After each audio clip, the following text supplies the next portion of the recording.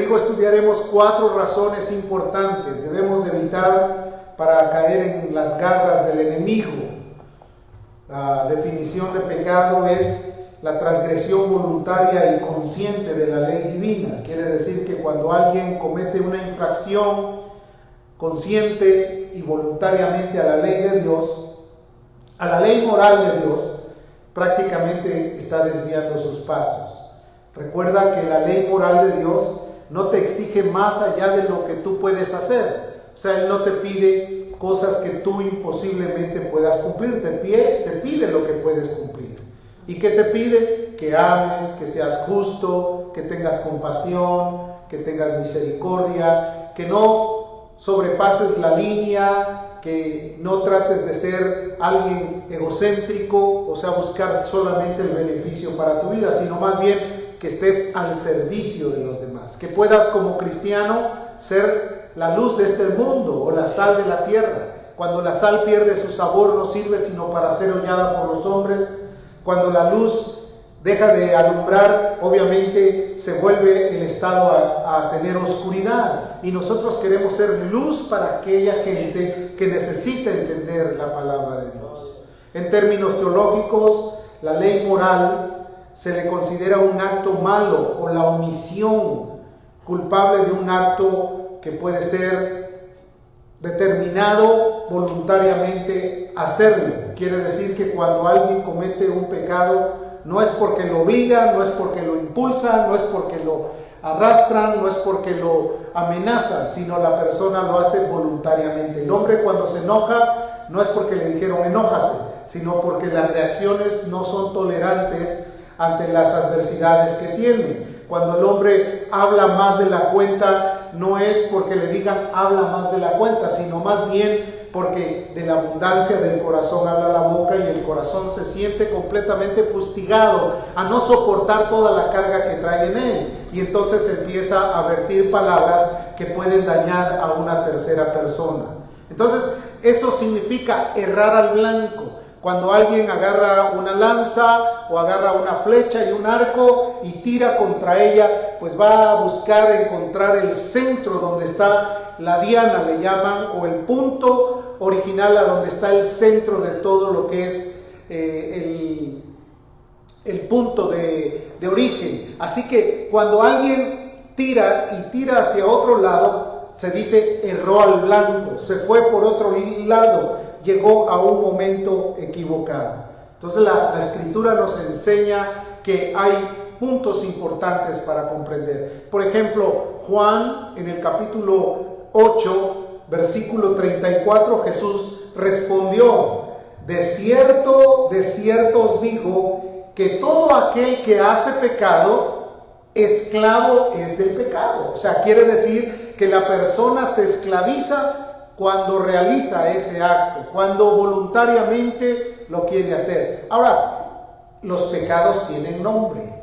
Los pecados no son tentaciones, porque hay una confusión muy intensa en que la gente a veces se siente tentado a algo, pero no lo hace, sino el pecado se consuma cuando la tentación gana dominio sobre el corazón del hombre. ¿Sí me está comprendiendo? En otras palabras, todos en este mundo somos tentados. Nuestro adversario, el enemigo, anda como león rugiente buscando a quien devorar. Anda tratando de enviar lancetas, saetas, con tal de que nosotros caigamos en su juego. Y el día que nosotros somos pescados por esa saeta, entonces nosotros cometemos el terrible error de ser seducidos por ese pecado. Y siendo seducidos por el pecado, arroja o damos a luz la muerte.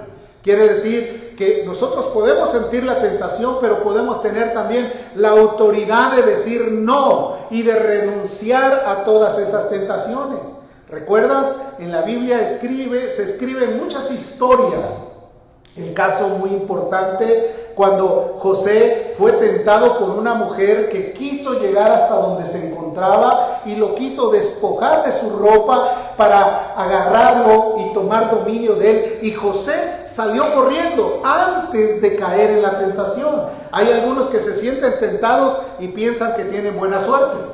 Dicen, ya, tengo una buena suerte porque, mira, todo viene a mí. No, más bien tiene mala suerte porque el enemigo lo está venciendo, lo está dominando, está cayendo bajo el dominio. Entonces, las palabras de Jesús tienen que ser escuchadas con mucha atención. Si nosotros ponemos toda nuestra atención a lo que Jesús dice, entonces vamos a comprender que somos guiados por el mejor maestro de todos los tiempos.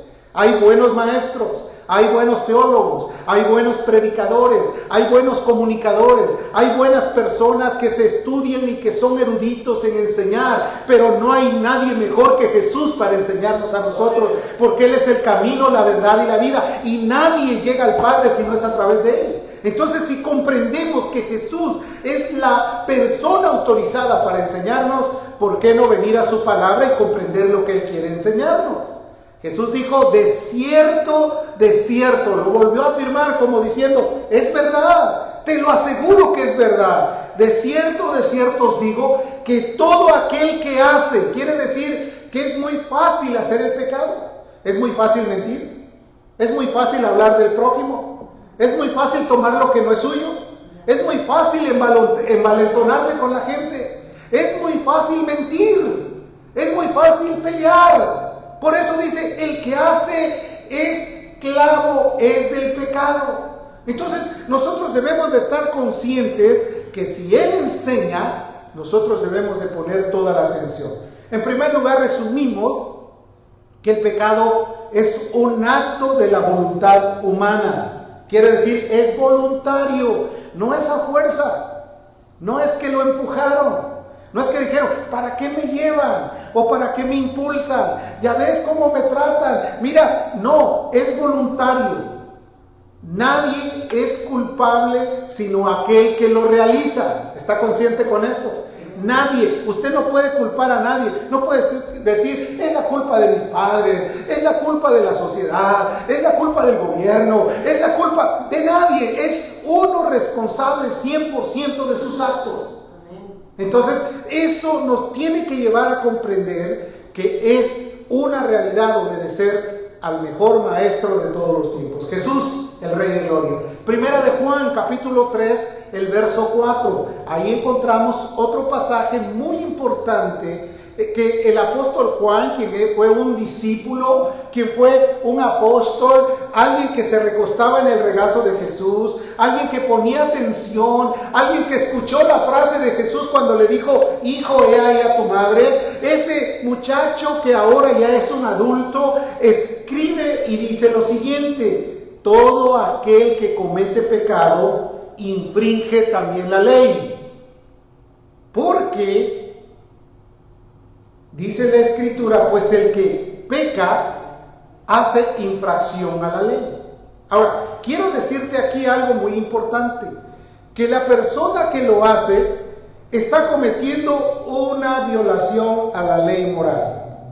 ¿Qué pasa cuando una persona se cruza una luz roja y hay un motociclista o hay una patrulla ahí? ¿Qué es lo que le hacen? Le ponen un ticket, ¿verdad? Le dan una sanción. Bueno, esa es la violación a las leyes de tránsito. Las violaciones a las leyes morales también tienen una sanción. Ahora, ¿cuál es la sanción cuando una persona comete un acto en contra de la ley moral? En Romanos 6:23, la Biblia describe que la paga del pecado, ¿qué es? Muerte. Escuche con atención, la paga del pecado es la muerte. Ahora, aquí hay algo muy importante, porque mucha gente vive haciendo eso y dice, yo vivo, yo todavía estoy vivo, pero están muertos en delitos y pecados. Como que viven, pero no tienen vida. No tienen satisfacción, siempre sus conciencias los están acusando, en las noches no pueden dormir, están inquietos, siempre se sienten mal, están angustiados por cualquier cosa, andan buscando donde nadie los vea para hacer cosas, pero los ojos del Dios del cielo contemplan toda la tierra, está observando de continuo la vida del ser humano. Nadie puede esconderse de la presencia de Dios. Él dice dice la Escritura que están atentos sus oídos a aquel que invoca su nombre, pero también sus ojos están atentos a todo aquel que hace o que trata de evadir la responsabilidad que tiene delante de Dios. Entonces, es una injusticia, es similar a la ley civil. O sea, comete una actitud y rápidamente tiene como consecuencia un pecado. Otro pasaje que descifra o que describe completamente esa acción voluntaria está en Juan 5:17. Es una actitud que la describe perfectamente a detalle. Dice, toda injusticia es pecado, pero hay pecado no de muerte. Entonces quiere decir que es una injusticia el hacer algo mal. O sea, tú no trabajarías para un patrón que no te paga, porque dirías, qué injusto. Tú no le pagarías a alguien que te presta un servicio, sería injusto, ¿cierto o no es cierto? Tú no hablarías mal de alguien que te da su confianza, porque sería injusto, ¿cierto o no es cierto? Tú no dejarías sin comer a un niño viendo que no tiene las posibilidades de sobrevivir sin la ayuda tuya. ¿Sí es cierto? Entonces, eso es injusticia. Porque algunas veces pensamos, ¿qué es eso? ¿Qué es injusticia? Sí, este mundo es muy injusto. Sí, mira cómo yo viví desde niño y nos ponemos como ejemplo de todo lo que sufrimos. Y pensamos que como sufrimos nosotros, todos tienen que sufrir igual. No, el día que nosotros vimos la luz del Señor, ese día comprendimos que nosotros fuimos salvados para servir. ¿Cuántos dan gloria a Dios? Que nosotros fuimos hechos unas nuevas criaturas para poder ayudar al que lo necesita. Entonces, hay categorías en el pecado. La Biblia describe que hay algunos que son de muerte. Hay algunos pecados que definitivamente están muy aparte de tener compasión otra vez. Pero hay algunos por los cuales la gente tiene que volver o puede regresar al Señor. Porque acuérdate lo que dice la Escritura: si alguno hace volver de su mal camino a su hermano, ha salvado su alma. Si tú haces volver a alguien, aquellos que de repente ya se debilitaron en la fe, aquellos ya que empezaron otra vez con deseos mundanos, aquellos que otra vez empezaron a voltearse atrás, si tú vas y los ganas otra vez, has salvado su alma, has hecho algo real. Eso es lo que necesitamos nosotros realizar para que todos vuelvan a reconocer que Jesucristo es el Señor de nuestras vidas. Aleluya. Que Él es el Todopoderoso, que Él nos quiere ayudar. Entonces quiere decir que algunos se consideran delicados y otros se consideran completamente, pues, que pueden tener todavía oportunidades. Porque mientras más conocimiento tenemos acerca de eso, es más grave la culpa para nosotros. Porque al que más se le da, ¿qué dice la Escritura? Más se le demanda. El que añade ciencia, ¿qué dice la Escritura? Añade dolor. Pues claro, mientras más conocimientos tienes de las cosas que están a tu alrededor, pues más responsables somos.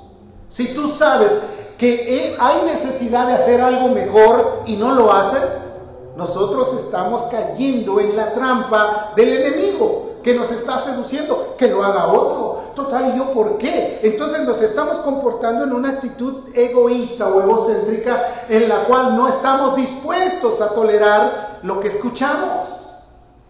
Romanos capítulo 14, verso 23. Ahí te dice con detalle lo que dice la Escritura acerca de los pecados de omisión. Hay muchos que dicen, algunos son de comisión y otros son de omisión. Omisión es que tú sabiendo hacer las cosas, no las haces. Ese es un pecado de omisión. Que teniendo la responsabilidad y la luz y el mandamiento expreso en tu corazón, no lo llevas a cabo. Romanos 14, verso 23. Dice, pero el que duda sobre lo que come es condenado, porque no lo hace con fe. Eso ya te deja claro algo muy importante. ¿Dudas en lo que comes? O sea, puede ser que esa sencilla actitud te pueda llevar a cometer un acto de infracción delante de Dios. Pero la parte siguiente es la que me interesa que entiendas. Dice, y todo lo que no proviene de fe, ¿qué dice la Escritura? Es pecado. Todo, cuando no proviene de fe.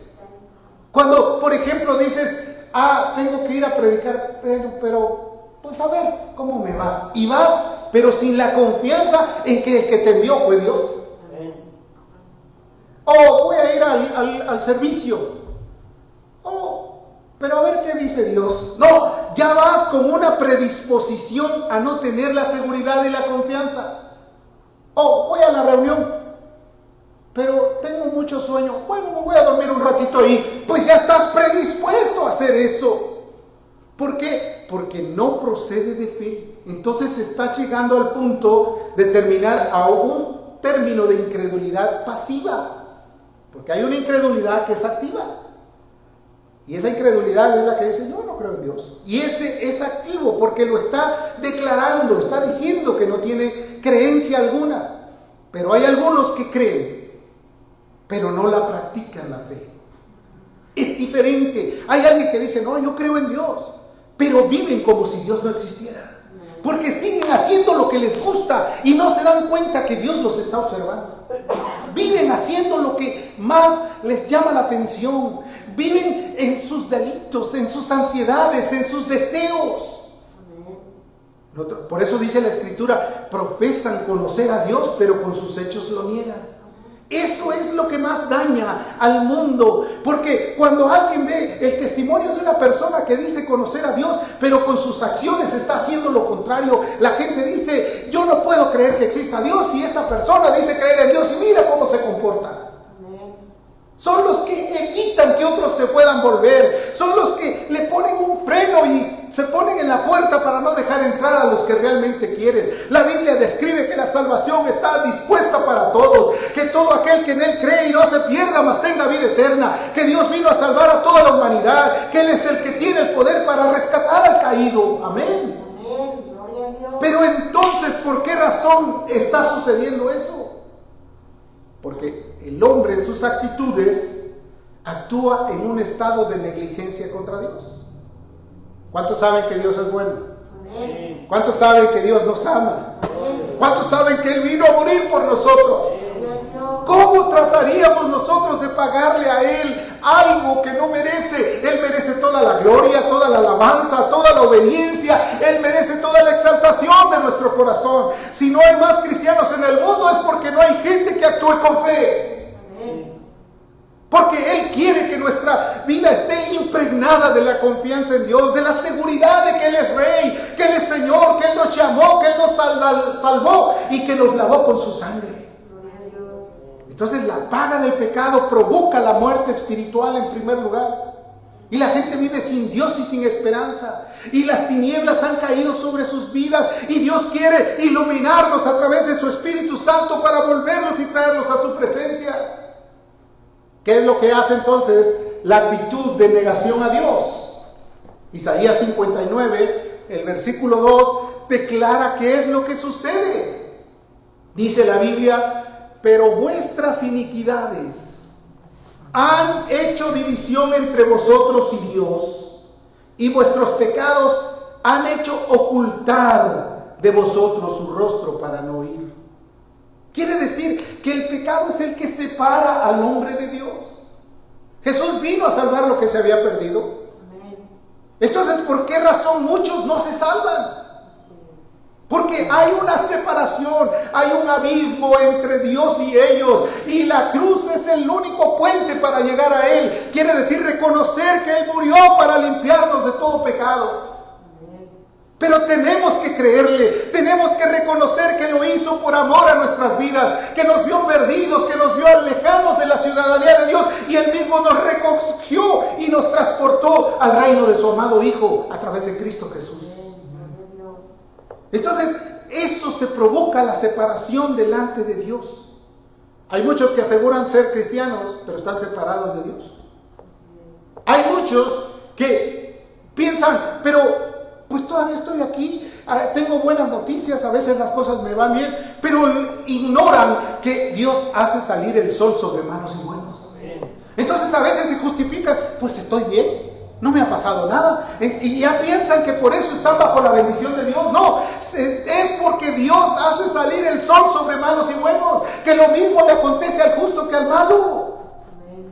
Dios es soberano y maravilloso, y a veces más bien se prolonga el tiempo de la vida para que cuando venga el llamado de Dios y el juicio para las personas sea grande todavía la capacidad. Dios nos quiere hacer entender, queridos hermanos, que Él tiene misericordia, quiere rescatarnos del viejo lobo, de la vieja actitud, quiere salvarnos, hacernos nuevas criaturas. A pesar de todas las cosas que el hombre haga, estando en un estado bueno, en un estado cristiano, en un estado malo, o en un estado de rebeldía, Dios sigue siendo benigno con todos. Porque Él no quiere que ninguno se pierda, sino que todos procedan al arrepentimiento pleno. Él ha mandado que en este mundo, en todas las naciones, comenzando desde Jerusalén, todos procedan al arrepentimiento. Dios los quiere entregar a una nueva vida. Ahora, ¿por qué dije que es voluntario? La Biblia nos describe. No podemos negar lo que dice la enseñanza. Romanos 3, verso 12, dice que todos se desviaron. Está hablando de una acción, está hablando de una actitud. No dice todos fueron desviados, unos nacieron desviados. No dice tampoco eso. Dice todos se desviaron. A una se hicieron ¿qué? Necios. ¿Qué dice ahí? La versión 1960 dice inútiles. Qué fuerte, ¿verdad? Todos se hicieron inútiles. No hay quien haga lo bueno. No hay ni siquiera uno. Entonces diría la gente, entonces ¿para qué buscamos a Dios si no hay uno? Dentro de aquellos que no han tenido un arrepentimiento y una reconciliación con el Dios del cielo. Porque la Biblia también describe que de modo que si alguno está en Cristo, todas las cosas viejas pasaron, he aquí todas son hechas nuevas. Como lo dije en ocasiones anteriores, ya no te vas a ver como el antiguo enojón, como la señora soberbia o como la persona que hacía daño. Ahora te ves como una nueva criatura. Ya no eres la ex, ahora eres una nueva creación en las manos de Dios. Entonces en eso podemos alegrarnos, en eso podemos gozarnos, en eso podemos decir gracias a Dios. Entonces por voluntad propia se desviaron, siguiendo los designios de sus deseos. En otras palabras, cuando el hombre tiene apetitos desordenados y no los controla, seguro es que va a caer. No es que se lo desee, no es que alguien diga, no, él se va a ir. ¿Cuál es su deseo? Dicen que hay tres cosas que saturan o que impactan la vida del ser humano como tentación: los deseos de los ojos, los deseos de la carne, satisfacción, la vanagloria de la vida, el ego, el yo soy. Todo eso apela a la conciencia de la gente, apela a su propia vida. Y si la persona no ha renunciado a su yo, va a caer. Y no deseamos eso. No estamos hablando para que la gente lo haga y que lo diga, están deseando que no, hermanos, queremos que la gente proceda al arrepentimiento, queremos ver salvación, queremos que Cristo cumpla el propósito por el cual se ha sido enviado y que el Espíritu Santo convenza de pecado al hombre para que entre al reino de los cielos. Porque a veces tienen una idea equivocada. ¡Ay, qué duro! Entonces nos está cerrando la puerta. No, al contrario, yo les digo que Jesús es la puerta y el que por él entrare será salvo. En él hallarán pastos y habrá paz para sus vidas y encontrarán el refrigerio que necesitan. Jesús es así de bueno. Ahora, existen muchas historias en la Biblia que personifican la idea de la persona que se deja influenciar por las tentaciones. Y es importante saber que hay personas que fueron llamadas específicamente por Dios y que de repente por haberse negado a la obediencia se escurrieron y perdieron. ¿Cierto o no es cierto? Te podría mencionar varias. Pero nosotros no queremos correr el riesgo, queremos tener toda la información para que en el día señalado de la prueba nosotros podamos correr y abrazarnos de Cristo para no caer en las tentaciones. Y no culpemos a Dios después de decir, ay, si me llamó, entonces ¿para qué me abandona? Jesús nunca te va a abandonar. Él dijo, bienaventurado el que no haya tropiezo en mí. Él dijo que Él iba a estar contigo todos los días. Entonces el que se separa es el hombre, no es Dios.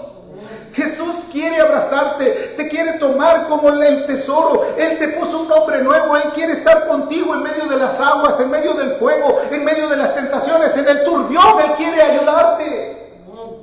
El hombre por su propia voluntad decide dejar a Dios. Pero a veces las circunstancias son usadas también por Dios para demostrar su gloria, su poder y su magnificencia. El apóstol Pablo escribió en 1 Corintios capítulo 10, verso 11, un pasaje que quiero que lo escuches con atención. Dice, y estas cosas les acontecieron como ejemplo. Quiere decir que nos ha dejado ejemplos en la Biblia. En toda la Escritura hay ejemplos maravillosos para que nosotros no codiciemos cosas malas. Dice, ejemplo nos dejó, están escritas para amonestarnos. ¿Qué es una amonestación? Cuando Dios te llama la atención y te dice, hey, escúchame, no te vayas por ahí. Cuando tú vas manejando, tú ves un terreno y ves unas señales que están diciendo camino cerrado, desvíate a la derecha o desvíate a la izquierda. ¿Sí has visto eso? Entonces quiere decir que cuando te da una amonestación, una advertencia, te hace ver que no vayas más adelante. Dice la Escritura, y están escritas para amonestarnos a nosotros, a quienes han alcanzado los fines de los siglos, a nosotros, a los que estamos aquí en esta noche, a los que me están escuchando, a los que me están viendo a través de las redes, en todo lugar, es a nosotros a quien nos está amonestando. Ahora, obviamente el contexto que está hablando aquí el apóstol Pablo es acerca del pueblo de Israel que salió del desierto y en el desierto empezaron a divagar en sus pensamientos y por esa causa no entraron a la tierra prometida. Pero aplica mucho también para los días en los que estamos viviendo, porque también son ejemplos que nos dejan ver que si no los consideramos podemos nosotros errar también al blanco. ¿Cierto o no es cierto? Sí, porque ahora está muy de moda explicar, ¿no? Es que un texto sin contexto es un pretexto, que el contexto histórico, que el contexto que... No, querido hermano, la palabra de Dios con un solo versículo te enseña lo que tienes que aprender. Amén. Este libro de los jueces es un libro maravilloso. Habla de cuántas veces Dios hizo que los jueces ganaran las batallas. De cómo un hombre con una quijada de bueyes mató a 600 hombres para defender a la nación de Israel. De cómo hubo unos jueces o una mujer jueza que inclusive logró la victoria también de sus enemigos. Vemos a un Gedeón pobre, a veces hasta un poco preocupado, que logró echar a correr a todos sus enemigos. Pero en esta ocasión yo te quiero hablar acerca de un hombre llamado Sansón. ¿Cuántos han oído hablar de Sansón? No es una mitología. Es una historia de un juez de Israel. Dice la Escritura que cuando él nació, su padre se llamaba Manoah y su mujer era estéril. Y ellos estaban encantados y querían tener un hijo. Y la mujer no podía. Y entonces fueron a rogarle a Dios y vino un ángel y se aparó y les dijo, mira, tú vas a tener un hijo. Y le dijo, y este niño, y tú no vas a tomar sidra ni vas a beber vino, y el niño no se le va a cortar el cabello porque yo lo llamo y lo consagro para que sea nazareo. Un nazareo era alguien que hacía votos para permanecer en obediencia a Dios. Pero en este caso, Sansón no eligió ser un nazareo. Dios lo llamó desde el vientre de su madre a ser nazareo. Juan el Bautista fue lleno del Espíritu Santo desde el vientre de su madre. Quiere decir, era un llamado específico para hacer una obra específica. Y dentro de esa obra de nazareato estaba imposibilitado de que tomara sidra, de que tomara vino, de que tocara un cuerpo muerto, de que se enredara en negocios de tipo morales. ¿Y qué fue lo que pasó con Sansón? Sansón fue usado por Dios en muchos momentos. Es más, Dios utilizó hasta en ciertos momentos las cosas que hizo Sansón para mostrar su gloria y su poder. No para que pensemos, sí, Sansón mira cómo era de desobediente y cómo Dios lo usaba y le llenaba del Espíritu Santo, así que voy a ser como Sansón. No, porque ya tenemos una historia, porque ya tenemos el conocimiento. Entonces dice la Escritura que Sansón empezó a crecer y en primer lugar le dijo a sus padres: quiero que tomen aquella muchacha que me gusta para que sea mi esposa. Entonces le dijeron: oye, pero espérame, en Israel hay mujeres, ¿qué tienes que andar buscando fuera? La Biblia dice que no os unáis en yugo desigual con los incrédulos, va a traer tragedia. Qué terrible es cuando hay matrimonios divididos. Sería justo que todos vinieran al conocimiento de Dios, padres, hijos, nietos, bisnietos, de la tercera y cuarta generación de los que buscan a Dios. Pero a veces el hombre tiene que estar batallando con la mujer, o a veces la mujer tiene que estar batallando con el hombre. Qué precioso es cuando ambos continúan de la mano de Dios.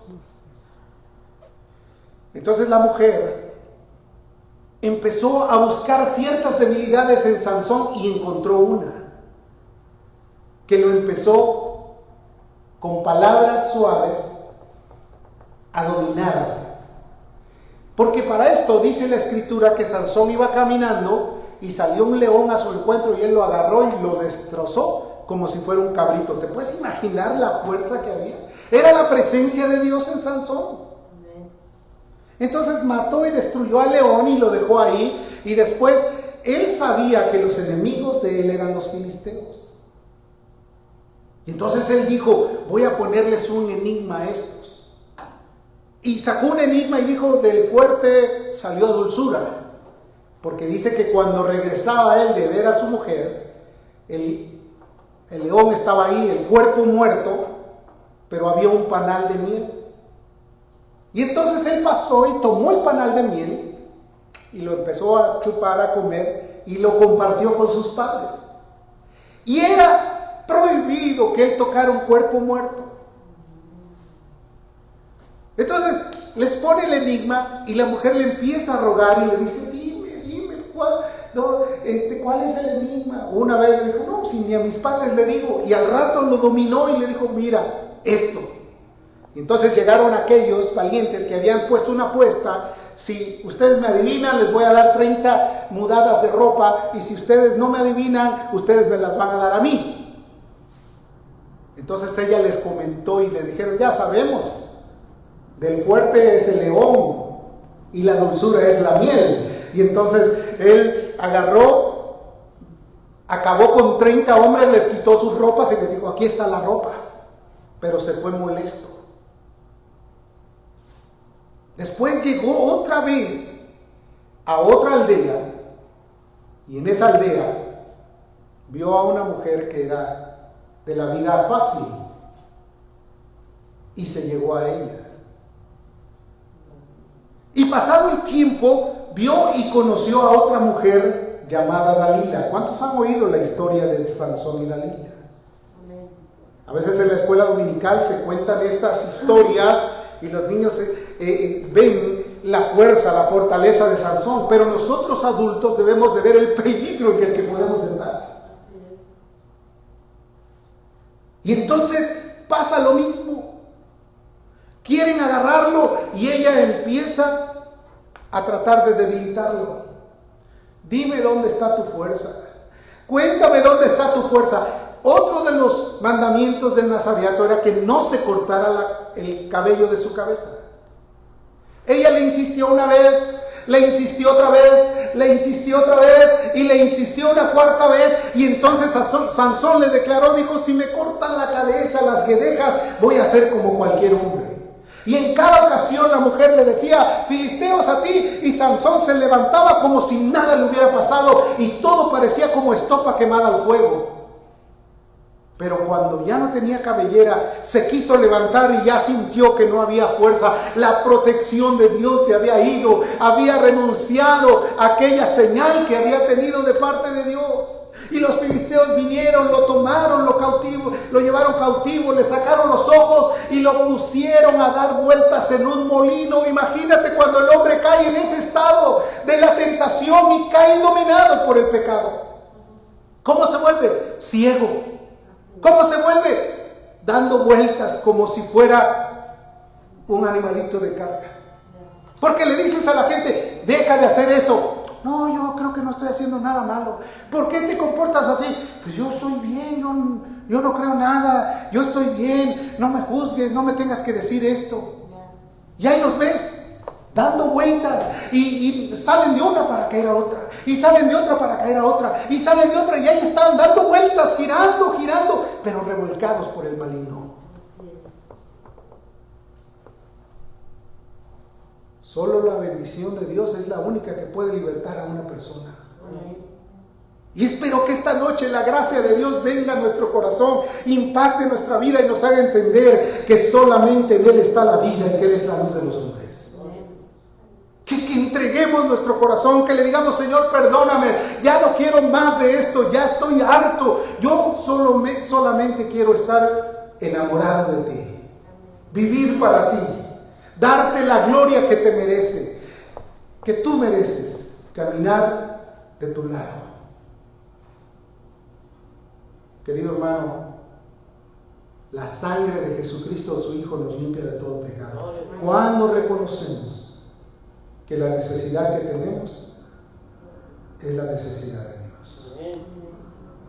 Yo quiero que esta noche cierres tus ojos un momento, que platiques con Él, que si quieres allí en tu lugarcito donde estás, puedas doblarte y decirle, Señor, ahora entiendo lo que por mucho tiempo no había comprendido.